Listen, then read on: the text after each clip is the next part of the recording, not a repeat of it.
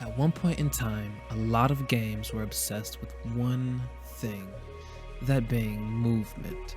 In the early 2010s, most games started leaning into vaulting and sliding as opposed to moving from cover to cover holding static points.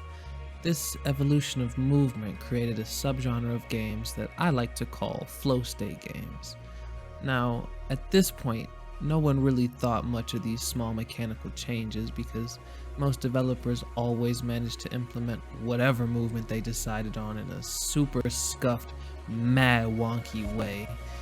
Until one day, we received the trailer for one of the most iconic movement games of all time.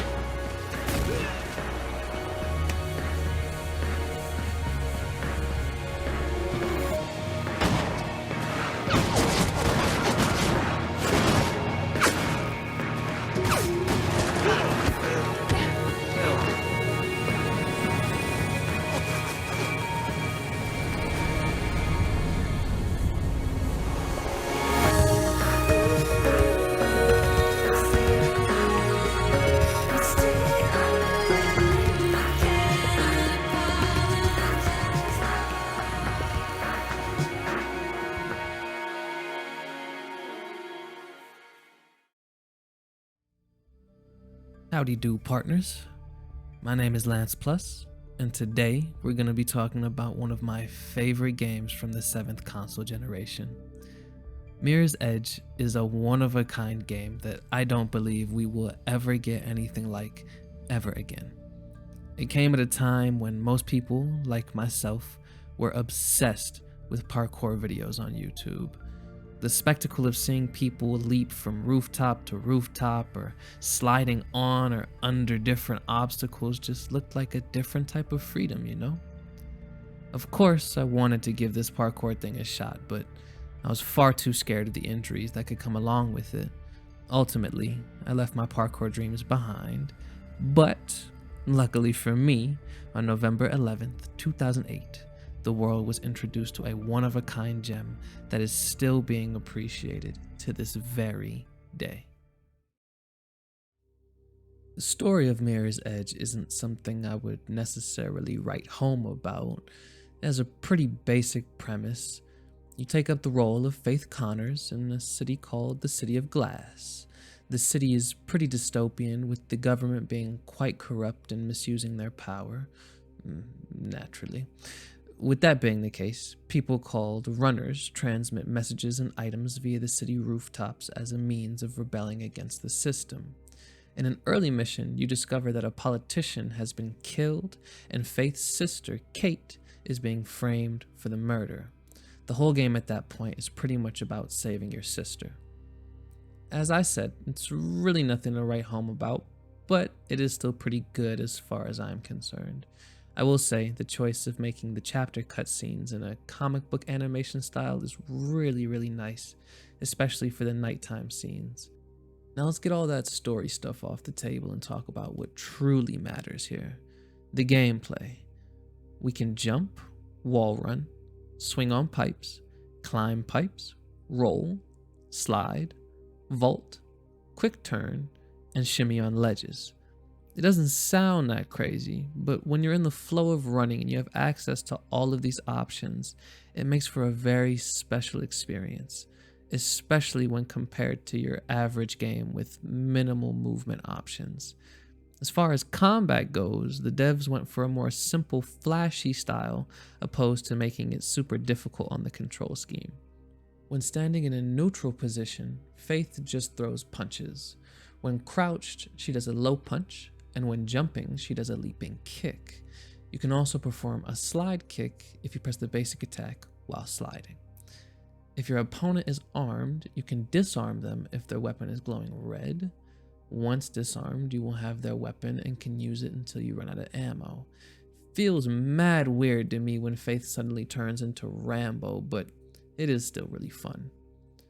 To wrap up her arsenal, she has a little matrix mechanic where she can slow down time for a bit, and it makes disarming much easier. The movement side of gameplay paired with the action makes for a very unique experience, one that I have yet to even come close to with anything else. Dying Light is probably as close as it gets these days to something like this, but even then, it just feels different. It's less about the gameplay and more about the package as a whole. What's offered here is just a vibe unlike any other.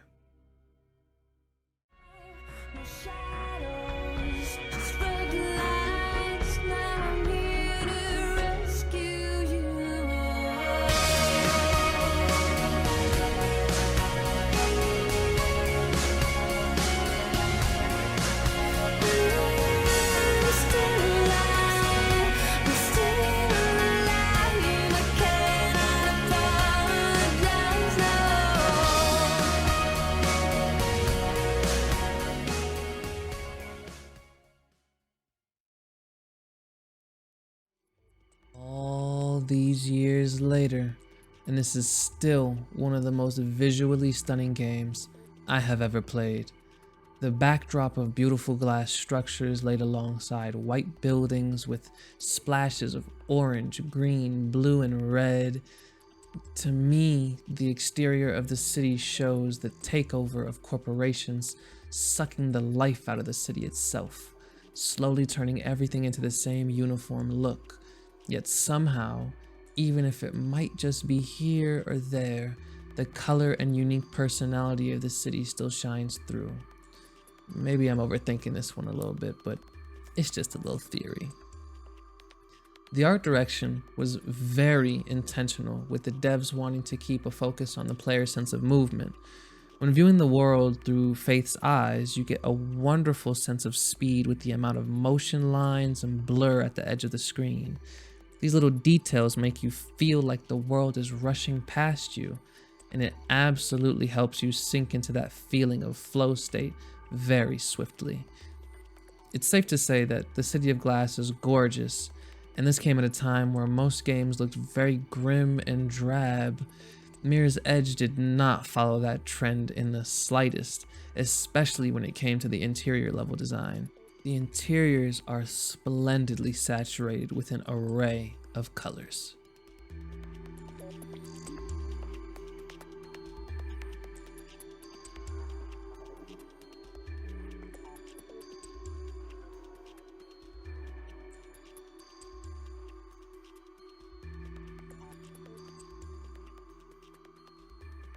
While the game itself is quite the looker, I very strongly recommend you guys take a look at the concept art as well.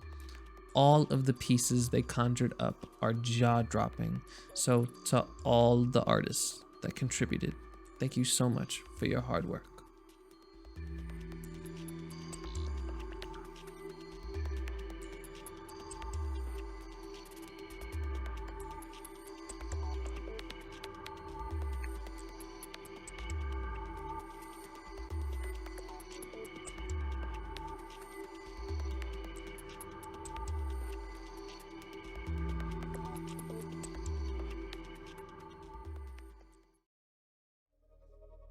Now, I deeply love a good video game soundtrack, and it's very safe to say that Mirror's Edge has some of the most iconic tunes in gaming. The main menu theme alone can go up against a lot of your favorite tunes, I'm just saying. The ambient tracks put together with the serene, minimal, modern aesthetic is just special. Don't get me wrong though. We have some really great upbeat techno tracks for chase sequences that go crazy. I just find myself being very drawn towards the more calm tracks. Music aside, the actual sound design of the game is incredible. The way you can hear the little swishing sounds from Faith's pants while she picks up speed, The sound of wind rushing past your ears, slowly getting faster and faster. Even just hearing Faith's cheetah-like strides against the concrete is almost like its own ASMR in a little way. The sound mixing is very well done and makes for a very immersive journey, although sometimes it's a bit too immersive. I genuinely fear for my life sometimes because of how crazy it sounds when you fall off a roof.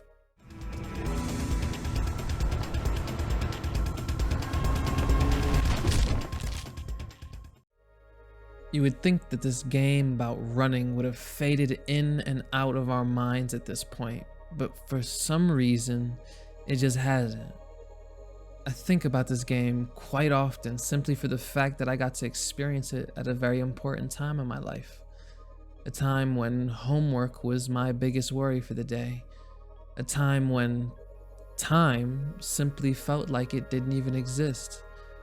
A time when something as simple as running and jumping on and off rooftops in a video game was enough.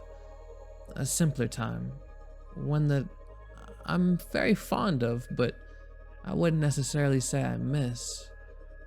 It was through sitting here and making this very video I truly realized how much time has passed since then, you know?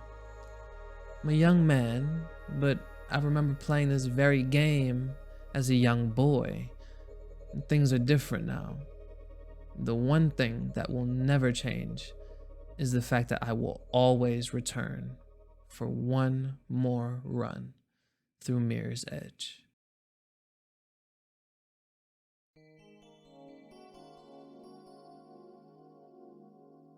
Here we are yet again at the end. I've missed this so much. Truly, you have no idea. I'm very happy to be back, and I'm feeling very invigorated to create some more videos. Not just for you guys, but for myself. In my time away, I've been training in the art of dancing, and it's changed my life drastically. It's something I've always loved, but I just kept it to myself for the most part. Long story short, I got an opportunity to do something, and that thing spiraled into me wanting to very seriously focus on dancing. So that's where I've been for the most part. I genuinely hope you guys have been doing very well, and I really hope you liked the video. I have a few ideas for what the next video is going to be, but I'm just going to let the work speak for itself on that front. If you guys are interested in seeing what I'm doing outside of this little YouTube box, feel free to take a peek at my Instagram. I'm most active over there. Also, hop on over to twitch.tv/LancePlus and drop a follow and catch a vibe with me. You can also hop on the Discord as well. All links will be in the description as per usual. Again, thank you so much for watching, and I hope you guys have a great rest of your day, night, or whatever the heck time it may be. And I'll catch you later. Peace.